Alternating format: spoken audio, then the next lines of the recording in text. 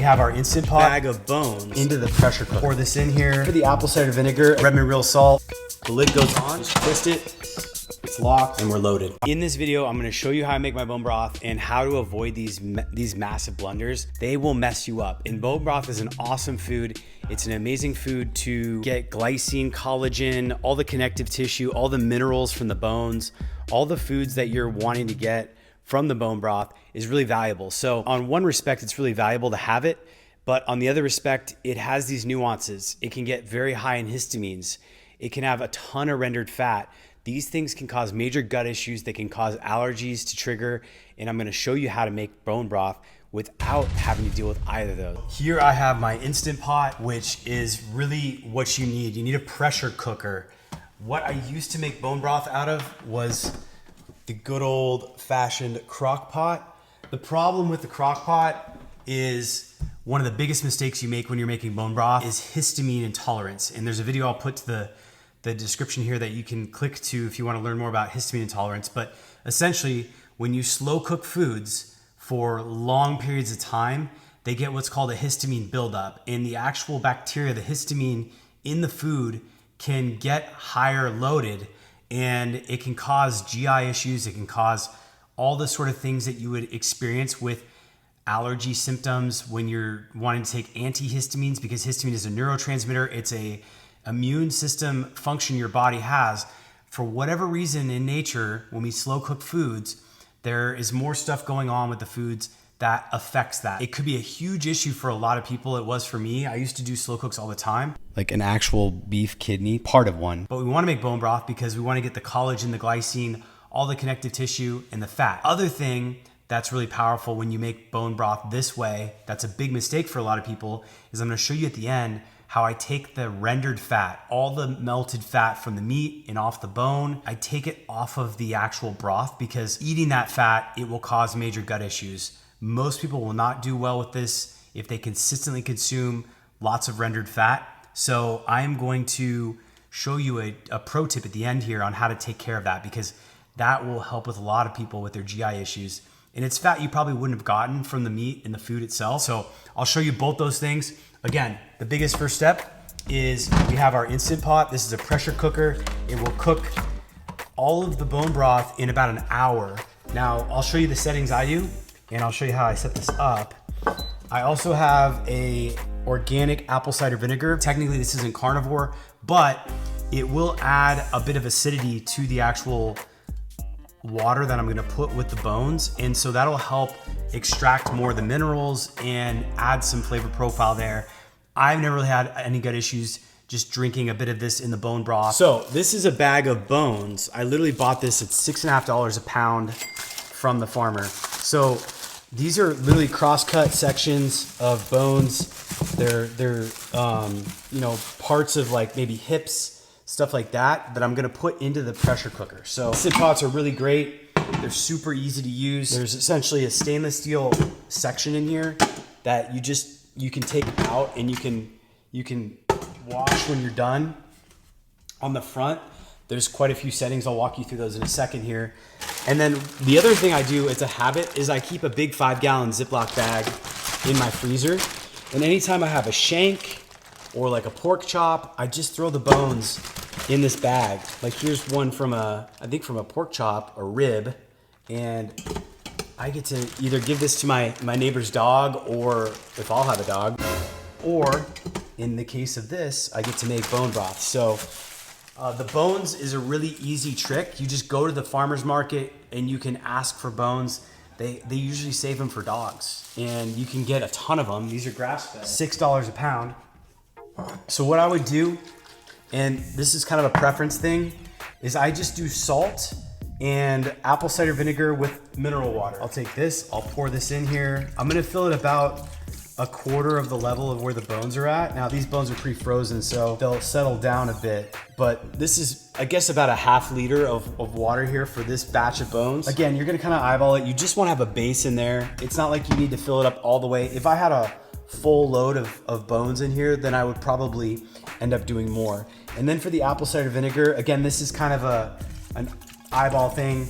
You kind of want to go with how the broth actually comes out. Last time I put quite a bit more than I wanted to. So I'm gonna water it down more this time and only do maybe, if I did a half liter here, maybe I only did a quarter liter of the apple cider vinegar. So then I just add some real Redmond real salt, give it a little bit of that. And we'll go to the settings section and I will show you what I do there. So the lid goes on. It's quite easy. There's a section here. You just twist it. It's locked and we're loaded. All right, so here's the front of the Instant Pot. And what I like to do is, no. We're gonna start this bad boy. This will adjust the timing. This actually right here shows you broth, right? Hour and 20. And then it'll show you pressure high, delay, keep warm. So I'll select that. And then I can change the time here custom.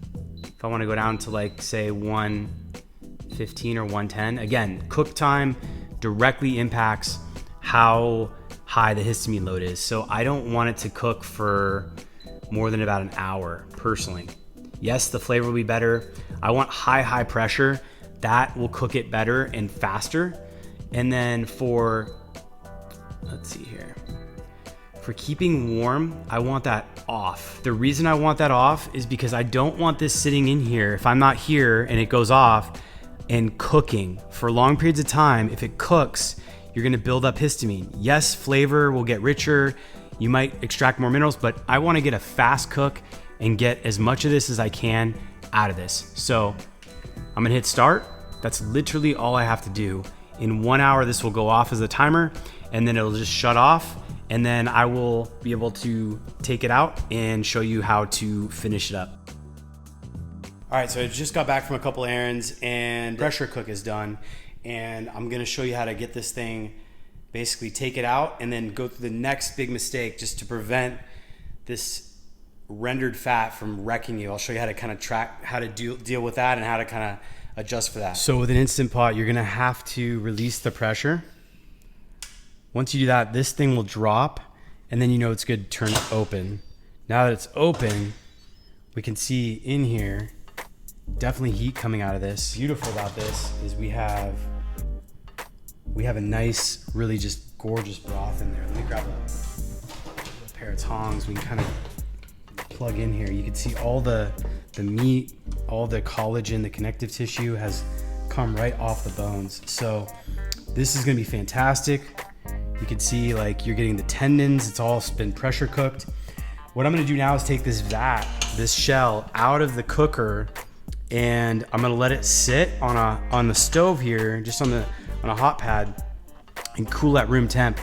And I'm gonna pick out the bones and just take them out. And then the remaining broth, if you will have fat that solidifies to the top.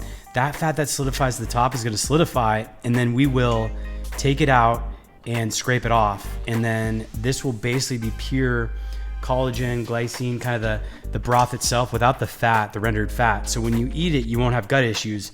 And because this was pressure cooked and not slow cooked, the histamine load will be a lot lower, but you'll get all the tendons, you'll get all the connective collagen that's from these bones that you would otherwise have issues potentially consuming. All right, so I've got a couple glasswares. I'm just gonna grab the bones that were out of this, and there's gonna be some meat on them and tendons and things like that. So I'll kind of grab what I can. And most of these bones, there's not gonna be much left with them. So, you know, you could give them to a dog. You could just toss them out. That's kind of what I usually do. But, you know, you can do what you want. Some of the bones will be soft enough where you can actually leave them in the broth and they'll break apart and you can actually eat them. But for the most part, we're just gathering them and we're gonna keep them separate so that they're out of the fluid so the actual broth can solidify and then we can take care of the fat on it and we'll have ourselves basically just pure broth. You could even see like the bones themselves, like the meat is just, they're hot, but the meat is melting right off these bones. But again, keep in mind, this is pressure cooked, very short, 1 hour, and the cooling was turned off. So now the amount of histamine load is gonna be a lot lower. And now that we're doing this, we're gonna take care of the rendered fat, which would otherwise be causing a lot of gut issues for the vast majority of people. So just be careful, it's hot and it is kind of oily. So don't do this with, with clothes if you expect to be spotless and you're wearing a bright white shirt or something. But the rest of the bones here are just kind of like in the broth, and I'll leave those. I just wanted to get the big ones out. Anyways, I will show you the last step when this all solidifies and we have ourselves the final kind of step to preventing the mistake of consuming the raw, the rendered fat that's really just doesn't sit well with most people. So I've been kind of snacking on these bones while I'm waiting for the broth to cool, but I want to show you something. So do you see this bone? Look how this bone is essentially, let me see if I can zoom in here. It's soft right here. So if I bite in this bone, I know I know the farmer for this farm, I'd be very careful to make sure the quality of the bones is high. But you can actually eat this bone, and there's boron, calcium, minerals in the bone of the animal. So it's really pretty quite nutritious. It doesn't taste bad. It's kind of like chewing on just a thicker crust of like a pizza or something, but you're literally getting the bone. Now, some of them are a little harder, so you have to be careful, but some of these short ends, soft ends, you can see that the slow cook actually softened up the bone enough where you can actually get some of it. So I've been picking that and then picking the meat out of the bones to kind of snack on for my lunch. So I wanted to share that. I think it's valuable. All right, so I have done the mission here. This is the solidified fat. Whoops, almost poured it out there. And you can see, I'm gonna show you a close-up here of this. It took a couple, if you leave it on your counter, it probably would take about 5 or 6 hours to cool down and solidify. If you throw it in the fridge, it'll take less time. Here we have the broth, and you can see this is literally just rendered fat that melted from the meat and then settled to the top. So what I'm gonna do is just pick this out. You can get a knife or a spoon, and it's still pretty fresh, so it's gonna take a little bit of picking, but essentially once you remove this, you're just gonna have the collagen down here, the thick connective tissue, all the actual glycine, the bone broth itself, and this is all the surface level fat. Now, if you microwave this up and you just broke it up, it would melt right into the food. The problem is, again, it will really mess with your gut. A lot of people, not everybody, but a lot of people have GI issues.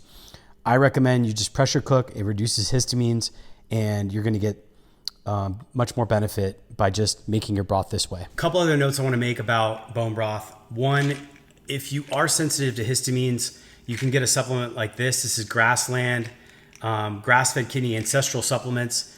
They make a kidney supplement. It's cold desiccated kidney.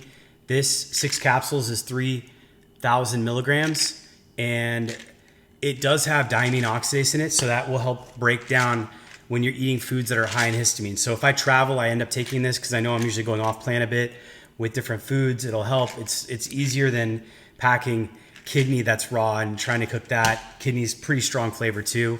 It's probably one of my least favorite organs in terms of flavor, but my most favorite to eat. The other thing I'd recommend is you can get whole bone calcium. This is free range, pasture fed whole bone calcium, and it passes California's Prop 65 standards for the quality and control. You have to be careful when you get whole bone grind because some bones can have lead in it. And I kind of mentioned before, I know the farmer, I know it's grass finished in terms of where the broth is being made. But with these sort of supplements, again, you need to be mindful of the quality of the bone meal and the animals, because some of the animals, they can get water in the soil and the land can be more contaminated, and they can get lead accumulation in their bones, and you don't want that. So I recommend adding this in with the broth just to add more calcium in your supplement. I also eat eggshells from time to time. Again, this is to get calcium because I don't personally do dairy, and dairy is a huge source, or fortified things with calcium. So again, ancestral supplements kidney can be a good complement to a food that might have a higher load of histamine, and then adding some whole bone. So I hope you liked this video. If you did, hit that like button, subscribe, comment. These are some of the best tips I've learned on making bone broth, and bone broth has been an absolute favorite of mine as far as a go-to to get collagen, the connective tissue, to take advantage of like really cheap, high quality bones and make them. But I think these nuances we covered are really valuable. And if you don't want to feel like your head is going to be maybe exploding from the sinus pressure, which is what happens to me when I eat a lot of histamines, or your gut is about to fall through your pants, then you want to be mindful of this rendered fat and clear it out. So you scrape it off, low, it'll turn into a gelatin. You can just warm that up and you'll have plenty of bone broth. So thank you so much for watching. If you're new to the channel, hit that subscribe button, like, comment, and I'll see you in the next one. Let's get optimized.